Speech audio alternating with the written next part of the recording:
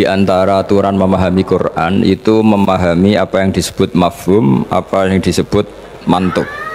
Kira-kira kalau terjemahan Indonesia itu ada yang eksplisit, redaksi itu ada yang apa? Implisit. Kalau yang eksplisit itu mengganti kata mantuk. Memang dilafatkan seperti itu.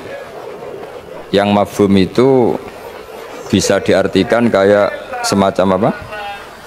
Kesimpulan, tapi nggak mesti jadi pegangan. Makanya ini harus hati-hati kalau di bab mafhum. Misalnya gini contoh yang dipakai ulama, saya baca ya.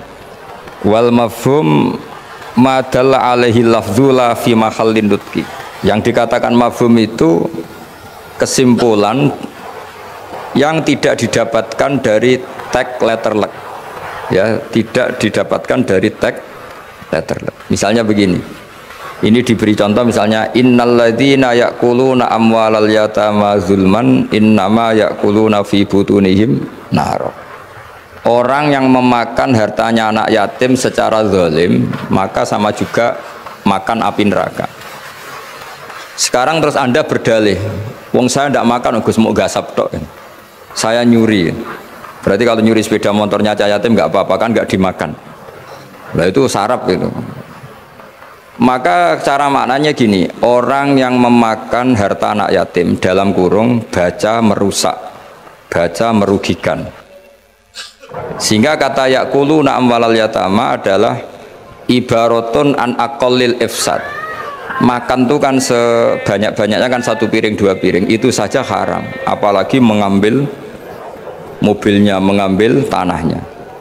Sehingga kata yaquluna diganti kata yufsiduna, yang merusak. Jadi itu namanya mafhum.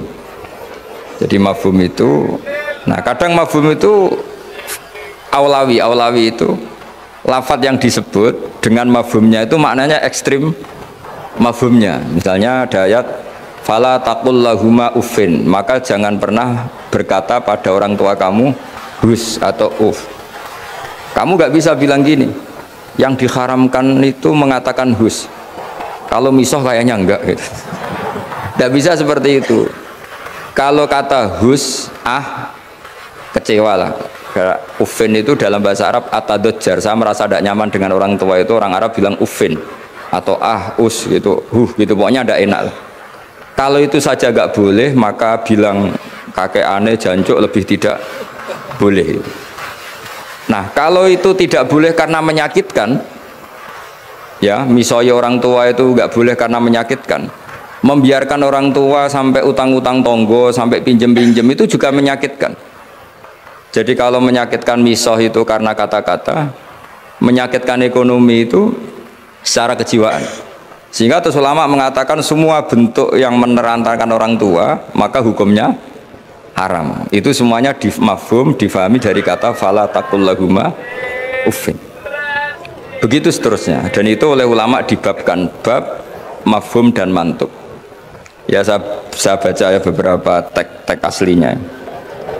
Fa in kana aula yusamma fahwal khitab kadilalati fala taqul lahuma uffin ala tahrimid dzurbi li annahu asyaddu wa in kana musawiyan sumyalah nal khitab ay maknahu kadilalati alladzina yaquluna amwalal yatama zulman ala tahrimil ikhraq. Kalau haram makan anak yatim secara zalim haram, maka membakar harta anak yatim juga haram. Li'annahu musawin lil akli fil itlaf. Karena sama-sama merusak. Memakan harta anak yatim yang merusak harta itu, mencuri juga sama, membakar juga sama, menggasap juga sama.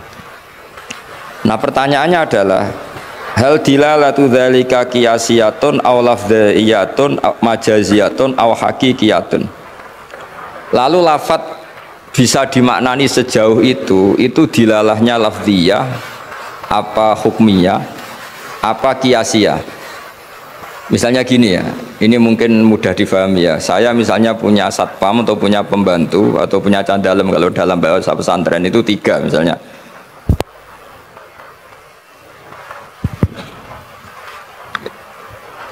Ya saya misalnya punya pembantu ya, atau dalam bahasa santri itu candalem itu ada 3, Zaid, Bakar, Umar itu. Ketika ada tamu, Pak On datang, beliau datang, saya bilang Bakar silahkan sini. Umar itu dengar, tapi yang dipanggil tidak saya kok, yang dipanggil Bakar. Ali ya dengar, tapi katanya yang dipanggil bukan saya. Tentu saya manggil Bakar itu karena spontan saya ingatnya itu Bakar, sehingga manggil Bakar. Tapi hakikat Bakar adalah pengganti kata cah dalem. Sehingga kalau yang datang Umar ya saya nggak masalah, yang datang Ali ya nggak masalah. Karena butuh saya ada orang yang melayani tamu. Sehingga lafadz yang disebut pun tidak jaminan hadzal lafdzu bi'aini. Ini memang agak jelimet, tapi mau tidak mau kita harus pelajari. Sehingga dalam kitab-kitab ulumul Quran diterangkan wiridan-wiridan atau perintah yang diberikan Nabi kepada sahabat meskipun disebut namanya tetap itu untuk umum. Jadi misalnya Nabi berkata sama Mu'ad, karena kebetulan Mu'ad yang di depannya misalnya, ya Mu'ad inni uhibbuka fakul dubura kulli sholatin Allahumma inni ala zikrika wa syukrika wa husni ibadati. Kita tahu semua hadis menyebut ya Mu'ad, wahai Mu'ad. Kata Mu'ad ini mewakili semua umatnya Nabi harus terdidik kayak Mu'ad, meskipun yang disebut Nabi Mu'ad. Nah ketika kita baca wiridan itu, karena kita mengkiaskan diri sama Mu'ad, menganalogikan diri dengan Mu'ad, sama-sama santrinya Kanjeng Nabi. Atau cara berpikir, Nabi itu ingin mendidik semua umatnya. Berhubung yang di depan Mu'ad, maka Nabi menyebut Mu'ad. Tapi bukan hakikatnya itu khusus untuk Mu'ad. Itu namanya mafhum. Jadi mafhum itu satu makna yang difahami meskipun itu tidak dilafatkan, tidak diucapkan. Ya begitu seterusnya. Ya saya teruskan supaya nanti makna Quran itu lebih itu. Ada ayat lagi, inja akum fasikum binaba'in fatabayyanu. Terus fadhkurwaha intal mas'aril haram. Di sini ada kata lagi fajliduhum thamaninal jaldah. Jadi begitu juga menyangkut adat. Adat itu bilangan. Ketika Al-Quran menyebut satu bilangan, itu apakah mubalaghah? Mubalaghah itu butuh itu diekstrimkan atau punya makna sesuai bilangan itu. Misalnya begini, sampean kalau mangkal sama seseorang itu, kalau dalam bahasa Jawa itu, meskipun kamu minta maaf saya 1000 kali tidak akan saya maafkan. Ternyata orang itu dablek sekali, ya sudah nanti saya minta maaf 1001 kali, tak susui satu. Itu kamu mangkel nggak? Mesti kamu mangkel, karena kamu menyebut 1000 kali itu saking mangkelnya bahwa saya maafkan kamu itu mukhal. Meskipun Anda minta maaf 1000 kali, tapi orang ini tetap dablek, ya sudah saya tambah 1001. Itu tidak bisa seperti itu, karena adat bilangan disebut Quran dalam konteks balaghah itu hanya lil mubalaghah, mengekstrimkan satu kasus atau satu peristiwa. Itu di semua bahasa dunia. Kalau kamu mangkal sama istri atau mangkal sama teman atau mangkal sama tetangga, mbok rene nganti bungkuk nganti sujud misalnya, tidak akan saya maafkan. Terus kamu bilang gini, ya saya akan sowan kamu sambil melata sambil merangkak. Itu tetap saja. Jadi ini namanya mafhum. Mafhum itu kalimat yang enggak disebut tapi maknanya pasti seperti itu. Jadi maknanya hanya gini tok. Mbok kamu minta maaf saya 1000 kali tidak akan saya maafkan. Maknanya hanya satu. Betapa bencinya orang itu pada itu aja maknanya, betapa bencinya. Nah, di sini juga ada kalimat misalnya ada beberapa kelompok sing Allah itu ngendikan la yukallimuhumullah wala yanzuru ilaihim. Allah melihat saja enggak mau. Ngendikan saja enggak mau. Pertanyaannya adalah secara hakikat semua makhluk Allah dilihat Allah enggak? Dilihat. Tapi ada ayat wala yang dzuru ilaihi, makhluk-makhluk seperti ini tidak dilihat Allah. Nah, makna tidak dilihat adalah tidak dipedulikan. Hakikatnya Allah tetap melihat. Jadi ayat itu hanya menunjukkan betapa bencinya Allah sama kelompok itu, sampai diistilahkan Allah tidak berkenan melihat. Jadi gak usah dimafhum gini. Oh beneran Allah gak delok, aku maksiat ra konangan, wah yo kasus kalau seperti itu. Nah, ini memang itu balaghah. Jadi ilmu-ilmu yang harus dianalisis secara balaghah. Jadi ada kelompok-kelompok yang menjual belikan agama atau melakukan kejahatan atas nama agama, yasaruna bi ahdillahi wa aimanihim samanang qalila. Itu orang-orang ini akan dihukum, kata Allah hukumannya adalah la yukallimuhum Allah tidak berkenan ngendikan, juga tidak berkenan melihat. Monggo lho Pak, nak badhe wonten acara. Ini beliau mau nemuin tamu dari kedokteran. Saya teruskan ya. Jadi para audien, para hadirin yang saya hormati, makanya kita sekarang kan punya jargon kembali Quran dan Sunnah, tapi tetap saja aturannya memahami Quran dengan cara-cara yang dipahami para ulama dulu. Yang ulama itu punya sanad sampai sahabat, tentu sampai Rasulullah Shallallahu Alaihi Wasallam. Di antara bahasa Arab itu ada mubalaghah. Mubalaghah itu mengekstrimkan satu peristiwa. Dan pilihannya kadang pakai bahasa tadi. Saya beri contoh tadi yang orang Jawa bilang, mbok kue rene ping 1000 tetap rata sepuro. Kamu tidak bisa ngarang buku. Kalau 1000 tidak cukup, kalau 1001 pasti cukup. Memangnya ini KPU kalau 50 plus 1 terus menang, tidak bisa seperti itu. Ya maknanya hanya ma'asyadda bughdahu, betapa bencinya orang itu aja. Allah tidak berkenan melihat orang yang menjual belikan agama. Wah malah penak Allah kalau nggak lihat kita enak. Tidak bisa seperti itu. Saking bencinya Allah sampai diistilahkan tidak berkenan melihat. Itu kan seperti kamu benci orang. Wah nak roh kue mutah-mutah. Masa mutah-mutah betul kan? Saking nggak maunya melihat. Itu di bahasa Arab juga seperti itu. Ya, Sabri terus waktu fil ikhtijat bihadhil mafahim ala aqwalin katsirah wal asah fil jumlah annaha kullaha hujjatun bisyurutin minha alla yakunal mazkuru kharaja lil ghalib. Kemudian mafhum itu apakah bisa jadi argumentasi hukum? Jawabannya iya. Asal lafadz yang disebut yang eksplisit tadi disebut bukan karena ghalib. Ghalib itu gampangnya omong lah, ghalib itu umum. Misalnya begini, saya beri contoh yang ekstrim. Jong nak ono wong melarat sini hormati. Misalnya saya seorang kiai atau seorang dosen, kalau ada tamu miskin hormati. Setelah itu ternyata tamunya orang kaya, terus pembantu saya seenaknya tidak hormati.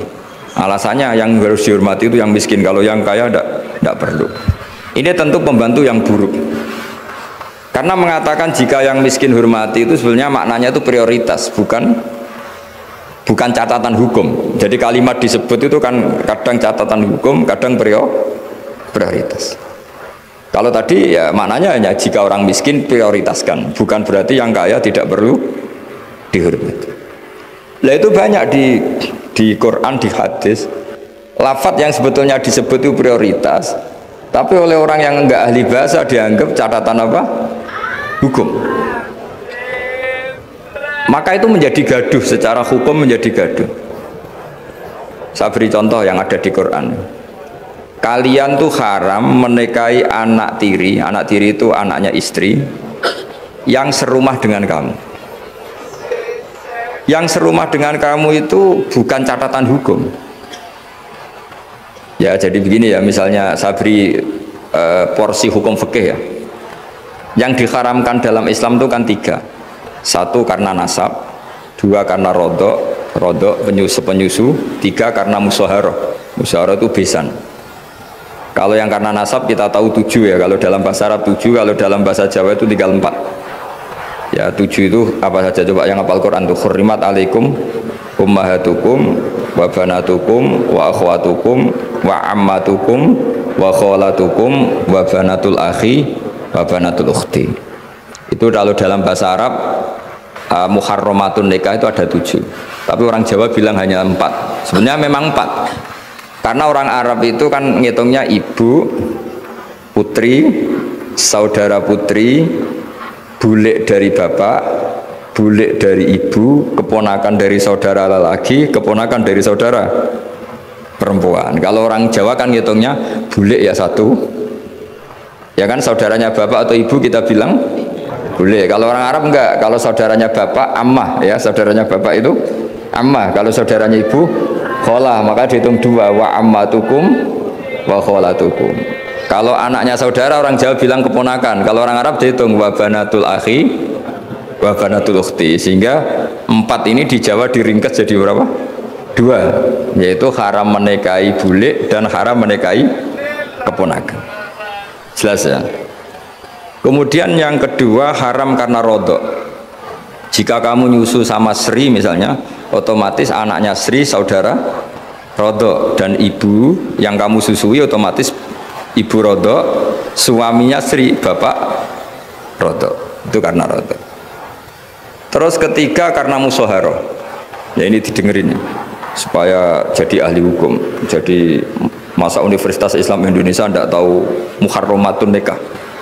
Kamu jangan ikut bahasa-bahasanya artis-artis gaul di Jakarta. Di Jakarta itu kalau orang sudah nikah malah namanya muhrim. Itu sebenarnya salah bahasa. Justru yang bisa dinikah itu harus ajnabiyah orang lain. Kalau mahram malah nggak boleh dinikah, karena maknanya mahram itu orang yang haram dinikah. Jadi justru istri itu bahasa fikihnya ajnabiyah orang lain. Buktinya boleh dinikah. Kalau mahram itu orang yang haram dinikah. Tapi ya sudah, ada bahasa gaul gitu ya ikut saja. Bebo goblok, tapi tidak usah ikut goblok. Karena itu memang salah, bahasa itu salah sebetulnya. Makanya istri itu repot, di fikih itu repot. Fikih itu kalau bahasakan istri itu ajnabiyah orang lain. Kalau anak itu anak, kalau istri itu tetap bahasanya ajnabiyah orang lain. Sehingga sekali dicerai ya benar-benar menjadi orang lain. Kalau kita mati ya benar-benar menjadi orang lain. Buktinya boleh dinikah orang lain. Jika kalau dalam pepatah Jawa, ini ajarannya bapak saya, kamu tidak harus ikut.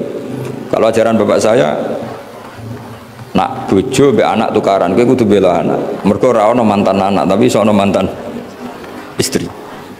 Sehingga tradisi keluarga saya itu pokoknya anak itu nomor satu, baru istri. Tidak tahu kalau tradisi sampean istri dulu baru anak. Gitu. Karena tadi cara berpikir anak itu selalu anak. Ya anak itu selalu anak. Tapi kalau istri tidak mesti. Apalagi istri sampean cantik terus sampean mati gitu, itu sudah. Ya sudah selesai sudah. Mesti nikah orang lain gitu. Nggak tahu nanti kalau di surga ikut siapa, tidak tahu ini. Mesti oportunis. Kalau kamu masuk neraka dia ikut yang masuk surga. Kalau masuk surga semua ikut yang kelas lebih tinggi. Saya teruskan ya. Terus haram ketiga itu karena musoharoh, disebut wa akhwatukum wa ummahatukum lati ardunakum wa akhwatukum naruna. Terus wa ummahatu nisaikum, apa? Wa ummahatu nisaikum, ibu dari istri kamu. Apa kalau orang sini bilang mertua ya. Nah mertua dengan mantu itu hubungannya dua. Seorang lagi ya, mertua sama mantu itu hubungannya dua. Ya seorang lagi, misalnya kamu nikahi Sri, berarti ibunya Sri sebagai apa? Mertua. Itu menjadi mertua itu bimujarrodil akdi. Sekedar akad, kamu bilang qabil tu nikahaha wa taswija bil mahrin madkur, itu langsung jadi mertua. Ya langsung jadi mertua. Tapi kalau hubungan ibu dengan anak, misalnya kamu nikahi janda punya anak cantik, sudah perawan. Terus setelah kamu nikah dengan janda ini, akad itu belum menjadi anak tiri. Menjadi anak tiri betul setelah kamu hubungan suami istri dengan ibunya. Saya ulang lagi ya. Jadi kalau menjadi mertua itu cukup akad. Tapi anak tiri menjadi anak tiri kamu yang haram dinikah itu nunggu hubungan suami istri sama ibunya. Sebab itu agak rumit Bang di fikih. Kenapa demikian? Karena ya memang aturannya gitu. Makanya disebut waroba ibukumul lati fi hujurikum min nisaikumul lati dakhaltum bihin fa illam takunu dakhaltum bihinna fala junaha alaikum. Jadi kalau hubungan apa batunya? Ya hubungan menantu sama siapa? Mertua itu hanya dimulai akad. Jadi setelah akad sampai salaman apa ini sudah menjadi mahram dan selamanya haram dinikah karena sudah menjadi apa? Mertua kamu. Tapi kalau orang yang kamu nikah itu punya anak putri, itu menjadi anak tiri yang benar-benar berstatus anak tiri setelah hubungan sama istri. Ya ini jelas ya. Makanya disebut seperti itu. Tapi di situ ada catatan waroba ibu kumulati fi hujurikum, anak tiri yang serumah. Itu semua ulama ngendikan kata fi hujurikum yang serumah itu diabaikan. Jadi tidak bisa misalnya gini, kamu nikahi Sri di Jogja, punya anak tiri di Jakarta, berarti halal karena tidak serumah. Wah, itu sesat dan menyesatkan. Karena ada aturannya, fi hujurikum itu kalimat yang disebut Allah itu normatif. Normatif artinya umumnya anak itu, anak tiri itu serumah, tapi bukan sebagai catatan hukum. Dan itu banyak sekali lafaz-lafaz yang disebut Allah atau disebut Rasulullah bukan sebagai catatan hukum tapi normatif. Itu kan seperti gini, Cong, bukti kamu hormat tamu, kalau ada tamu itu suguhi teh, kalau ada tamu itu suguhi kopi. Itu normatif. Bukan berarti yang tidak nyuguhi kopi itu tidak menghormati tamu, tidak bisa seperti itu. Kalau tamunya darah tinggi kan malah mati. Nah, ulama itu berkompeten, sangat kompeten sekali memahami Quran. Mana lafaz yang disebut Allah itu normatif, mana yang disebut Allah itu sebagai catatan hukum. Kalau fi hujurikum menjadi catatan hukum, maka maknanya begini, haram menikahi anak tiri yang serumah. Waroba ibukumul lati fi hujurikum. Mafhumnya kalau tidak serumah boleh, wayo kacau. Ibunya kamu embat, anaknya kamu embat hanya karena beda. Itu sesat dan menyesatkan. Makanya bahaya sekali nafsirkan Quran tanpa ilmu, sampai ada ancaman man fassarul Quran bi ra'yihi falyatabawa maq'adahu minan nar. Orang menafsirkan Quran dengan semaunya sendiri maka sama juga pesan satu tiket di neraka. Jadi sampean sama saya itu potensi masuk neraka saya sebetulnya. Karena saya nekuni tafsir. Itu bahaya sekali.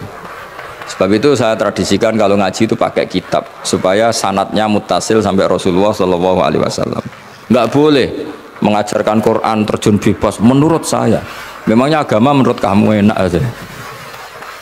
Nggak boleh agama kok menurut saya. Agama yang menurut Allah dan Rasul. Nggak boleh menurut saya. Kalau menurut saya berarti agama macam-macam karena setiap orang menurut masing-masing. Ya, saya teruskan ya. Jadi diantara dengan tanda kutip jebakan-jebakan lafaz adalah kita tidak pernah tahu lafaz itu disebut itu karena apa. Karena mewakili kelompoknya, seperti tadi. Saya punya tamu terus manggil sekenanya. Wahai Bakar sini. Kira-kira yang datang Umar tetap saya seneng enggak? Seneng. Butuhnya ada orang yang hormat tamu. Yang datang Ali ya saya seneng, yang datang Zaid yang seneng, yang datang siapa saja seneng. Itu kan ibarat kamu orang kaya kemalingan, satpam yang paling kamu ingat itu misalnya Hutomo sini. Di situ banyak satpam yang namanya nggak Hutomo, terus nggak ke kamu. Kira-kira kamu bilang satpam ini goblok nggak kira-kira? Dengan dalih, saya ada dipanggil. Karena makna menyebut kalimat tadi sekenanya. Nyebut Hutomo itu mewakili semua security. Cuma kebetulan yang kamu ingat Hutomo. Itu memang agak jelimet ulumul Quran, tapi masuk akal, semuanya setelah dijelaskan masuk akal. Ketika yang datang siapa saja kamu tetap matur nuwun karena ada yang menolong. Nah, lafadz di Quran ya seperti itu. Kadang lafadz itu pengganti sejenis. Napa pengganti? Misalnya yang masyhur dalam mazhab kita, Rasulullah itu mengeluarkan zakat fitrah so'an min tamrin au so'an min akidin. Rasulullah mengeluarkan zakat fitrah dari kurma. Imam Syafi'i tidak maknani kurma tapi dimaknani kuti ahli baladi, makanan pokok yang sesuai negara masing-masing. Sehingga kalau orang Jawa ya pakainya beras. Meskipun di hadis disebutkan tamar. Sama seperti Nabi ngendikan gini, tasaddaku walau bisyikki tamrotin, sedekahlah meskipun dengan separuh kurma. Kira-kira orang miskin Indonesia kamu kasih separuh kurma itu dianggap ngenyak apa enggak? Ya maksudnya separuh kurma itu kalau kita ya mungkin setengah kilo atau telur setengah kilo. Atau kata separuh secuil itu maknanya kit'ah yasiro. Saking sedikitnya diistilahkan secuil, tapi bukan berarti cuilan betul. Nah kalau ingin persis hadis tadi ya satu kurma kamu cuil terus kamu kasihkan. Kira-kira loh, kira-kira dianggap ngenyak apa dianggap sedekah. Nah sama misalnya Rasulullah ngendikan, semoga Allah memberi berkah orang yang ketika 10 Muharram mengusap anak yatim. Itu yang penting usapnya apa sedekahnya. Terus kamu orang yatim kamu kumpulkan, kamu usap semua kepalanya. Itu kira-kira itu dianggap apa coba? Wis medit di dalil kan. Nak nuruti teks hadis itu ya memang ngusap kepala. Tapi semua sepakat maknanya ngusap itu ibaratun anis syafaqah. Bentuk kasih sayang. Dan kasih sayang itu paling praktis ya ngasih uang atau ngasih sesuatu yang manfaat untuk anak yatim itu. Dan nak ngusap tok. Celuk waduh-waduh jebule ana parade ngusap anak yatim. Nah itu ya termasuk di ulumul Quran diikutkan bab mafhum dan mantuk. Jadi memang susah. Jadi ahli Quran itu susah. Oh ini ya, jadi menjadi ahli Quran itu harus seperti ini memang. Makanya sampai ditulis kitab setebel ini dipakai di seluruh dunia, termasuk di Al-Azhar, di Palestina, di mana-mana. Itu ini kita ngaji baru berapa pertemuan aja sampai sudah pusing. Kalau sampai selesai malah tambah pusing. Tapi bagus, barokahnya pusing itu tidak gegabah. Tidak gegabah mikir itu. Karena kalimat itu mesti ada batas. Makanya ada kaidah di semua ulama, menurut semua ulama, ada kaidah begini. Fasudur ausa'u minal kutub wal ma'ani ausa'u minal ibarat. Dada ini lebih luas ketimbang yang dicatat, dan makna itu lebih luas ketimbang redaksi. Karena kalau dalam disiplin ilmu usul fikih itu tak beri bocorannya. Begini, kalau sampean mendefinisikan kata-kata gimana? Gak umumnya orang kampus. Kata-kata adalah apa? Kata-kata. Kalau dalam ilmu usul fikih begini. Kata-kata adalah pilihan untuk mengekspresikan kehendak hati. Dan karena kehendak hati itu banyak dan tidak terukur, maka kata-kata ini hanya mewakili sebagiannya.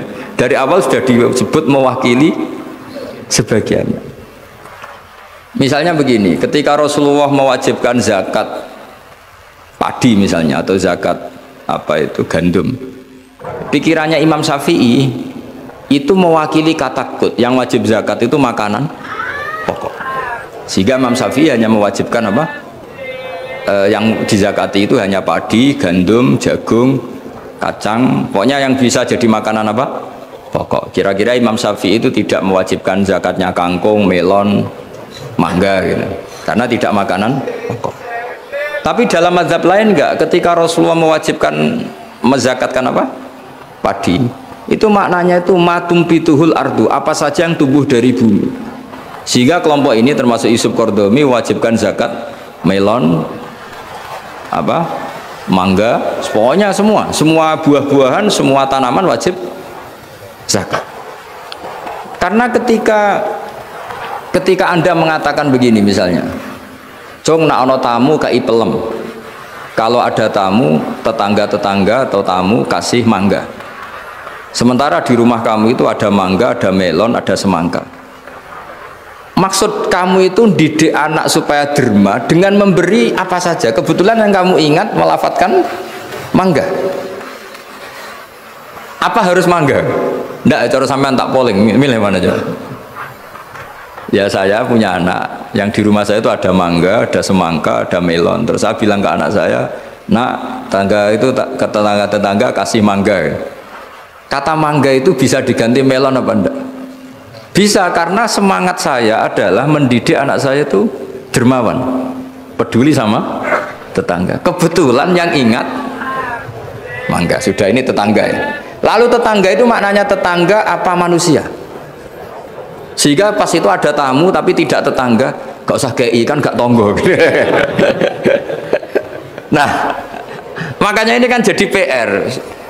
Berarti kalimat tadi, Cong nak ono tonggo utawa Jong kalau ada tetangga kasih mangga. Sebetulnya kalimat itu bisa diganti, Jong yang penting ulomo. Kata tonggo ora penting, mangga juga gak penting. Maka yang dikatakan kata-kata lafat adalah mawudi'a bi'izaiha al-lafdu. Jadi yang dikatakan lafat adalah gelombang keinginan dari seseorang yang bergejolak di hati, kemudian diungkapkan. Tentu kalimat ini tidak cukup untuk menampung sekian keinginan. Akhirnya yang dilafatkan atau yang diucapkan hanya beberapa beberapa. Orang soleh tentu bergelora di hatinya ingin mendidik anaknya itu dermawan, peduli, sopan, tahu sosi. Ya, terus kan nggak mungkin kita pidato gitu ke anak kita. Akhirnya yang ngomong, "Cung, nak ono tonggo kei mangga, nak ono tonggo kei duit, nak ono tonggo kei beras." Bareng mboke kelaparan, gak dikei apa-apa. Ini kan gak tetangga. Oh ya sarap lah. Mestinya cara sono tamu ya dibaro. Ini kan gak tetangga, gak masuk definisi tetangga. Maka memahami Quran itu susahnya di situ. Apakah lafadz itu disebut tag, maksudnya kalau dalam bahasa kampus, apakah tag disebut itu untuk catatan hukum, apa untuk tadi mafhum tadi, apa ibaratun an kada, ibaratun ekspresi dari itu. Ya seperti gini, misalnya kamu marah sama istri kamu, dosa kowe nganggo HP ku. Terus istri kamu malah nganggo ATM. Wah, HP ora oleh malah nganggo ATM. Sebetulnya melarang pakai HP itu saking mangkelnya gitu saja. Kalau HP saja dilarang, apalagi pakai Alphard kamu. Tapi istri kamu enggak, saking gobloknya, mbok saking yang kamu larang kan HP, kan saya pakai Alphard. Wah, ya kacau kalau seperti itu.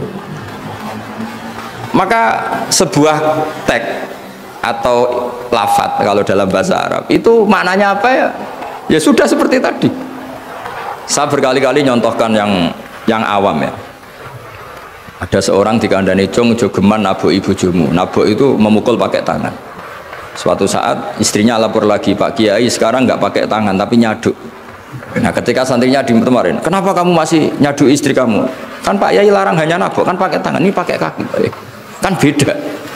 Ya itu kan keliru sekali, karena maknanya jangan nabok itu pengganti dari kata jangan menyakiti. Maka meludahi ya haram, nyaduk ya haram, menerantakan juga. Tapi lisan kan nggak mungkin bisa ngungkap sekaligus apa yang kita ingin.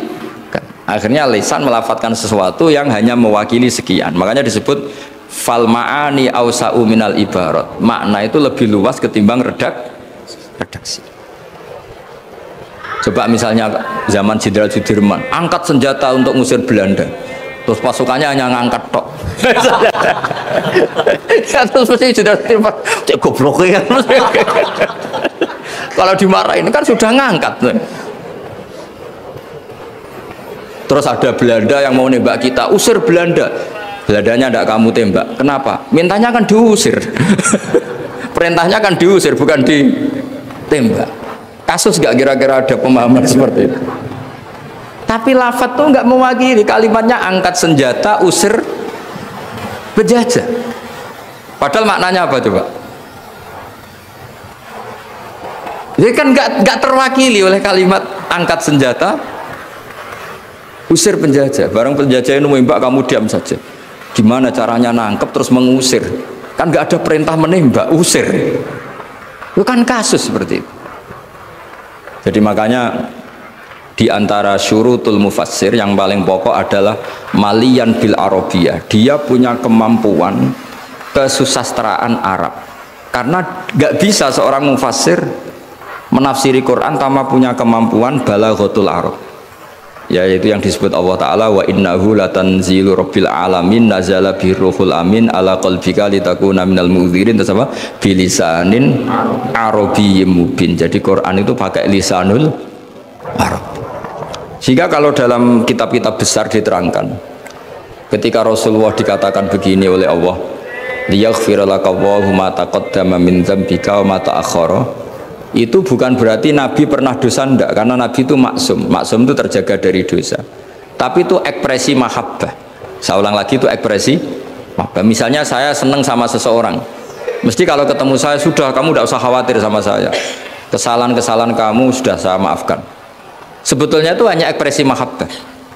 Saking mahabbahnya sampai andekan salah itu dimaafkan. Bukan berarti menvonis kalau yang diomongin itu salah. Jadi itu ranah-ranah yang memang kita harus hati-hati. Sama seperti begini, ini kata Qodiyat. Qodiyat itu pengarang kitab Asy-Syifa. Doa itu ekspresi mahabbah. Doa itu bukan kalimat hukum.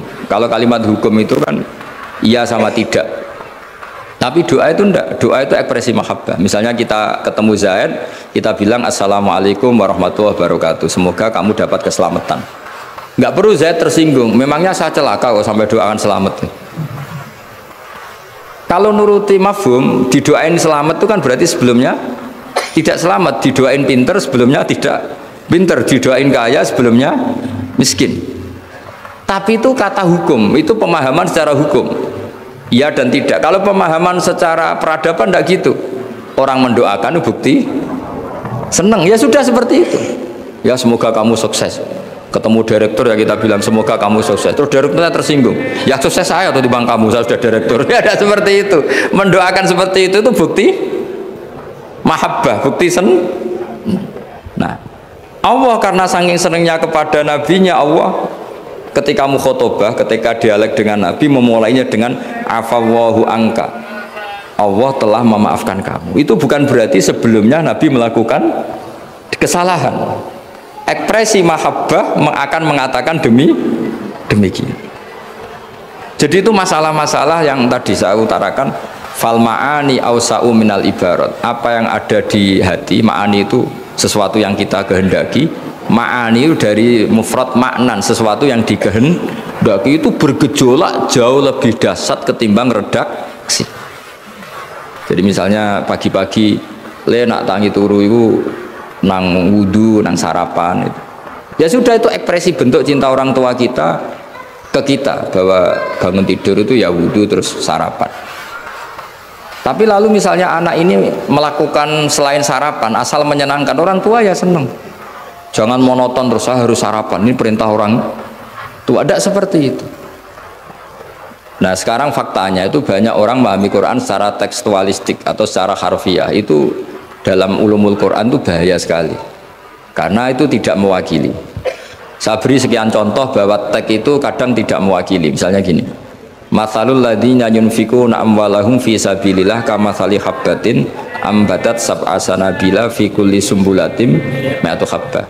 Kan tidak semua padi itu punya sab'a sanabil, punya 7 tangkai ya, dan tidak semuanya satu tangkai berbiji 100. Itu bahasa Arab murni.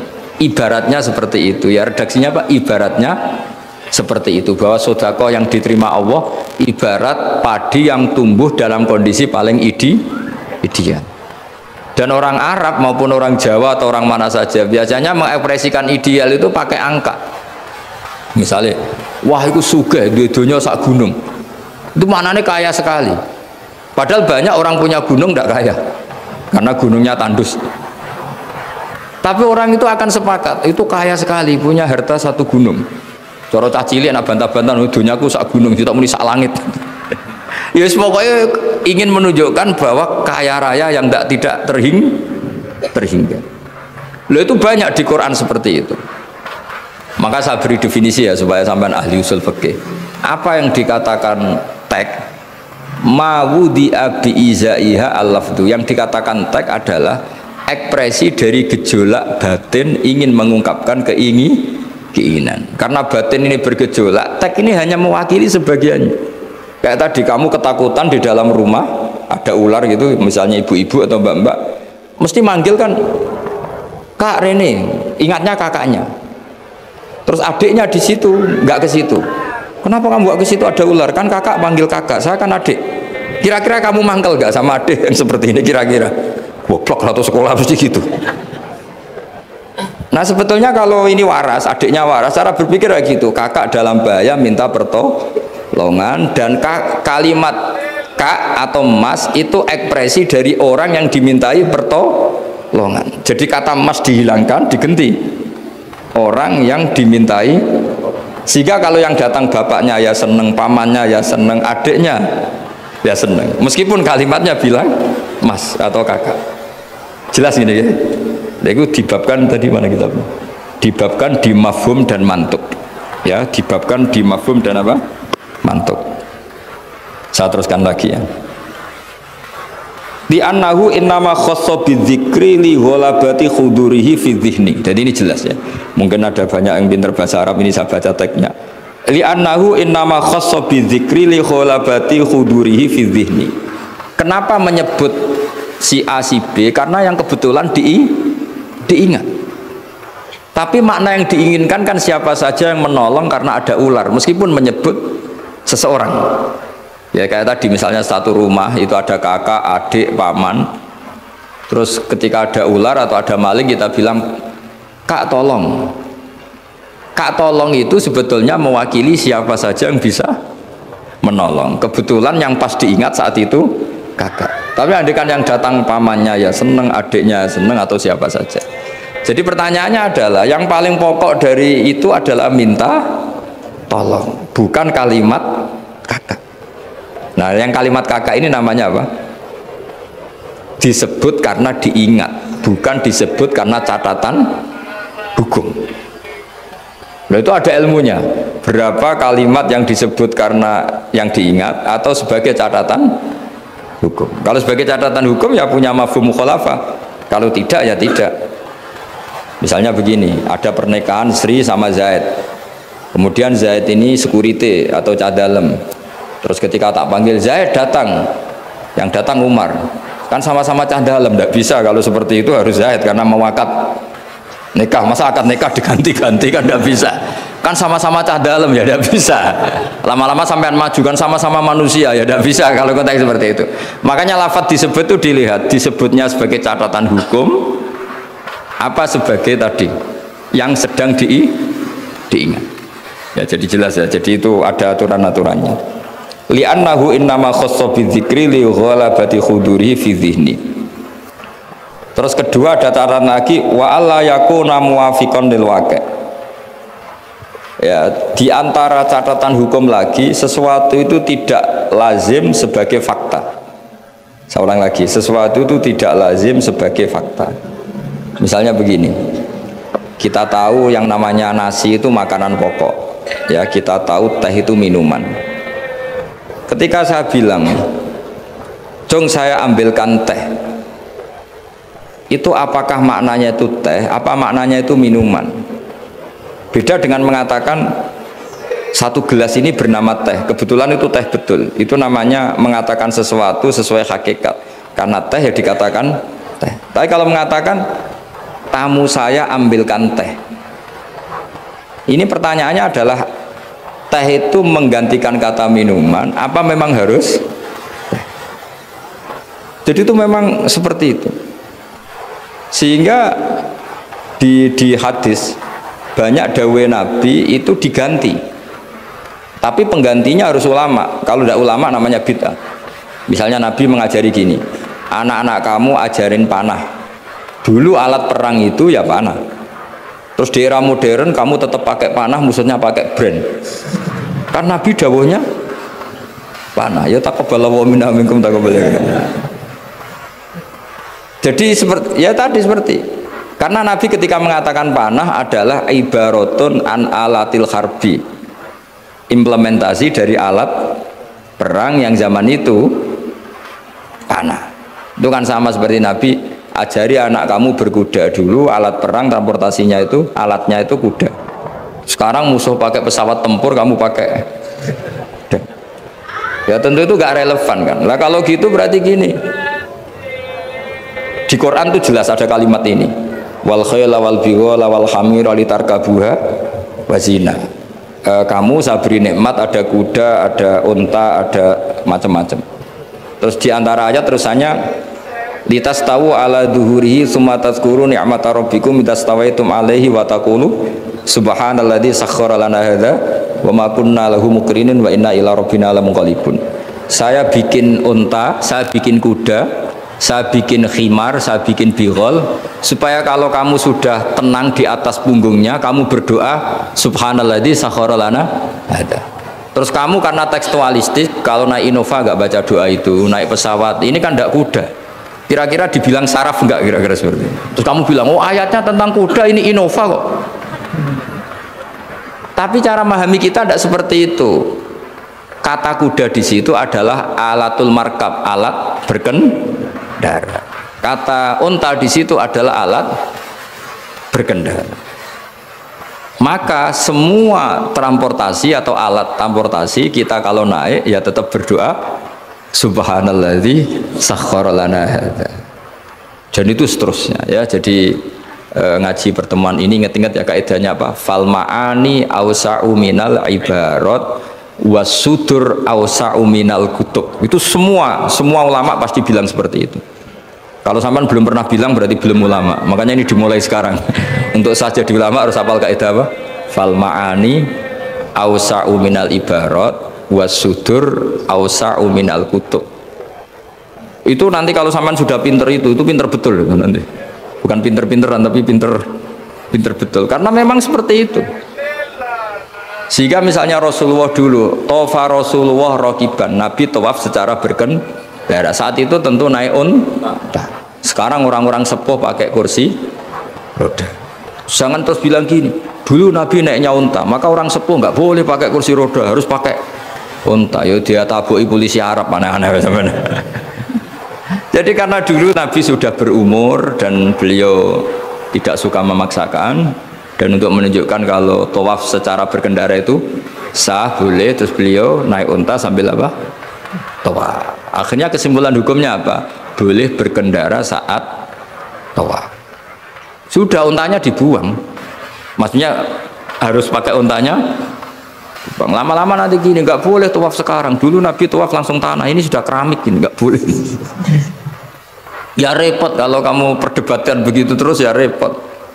Nah ya karena tadi ketika Nabi naik unta itu semangatnya Nabi adalah mempermudah umatnya, terutama bagi yang tua. Semangat yang ingin dimaklumatkan Nabi itu wahai umatku, kalau kamu sudah tua jangan memaksakan jalan, berkendaralah atau cari alat yang menjadikan kamu mudah.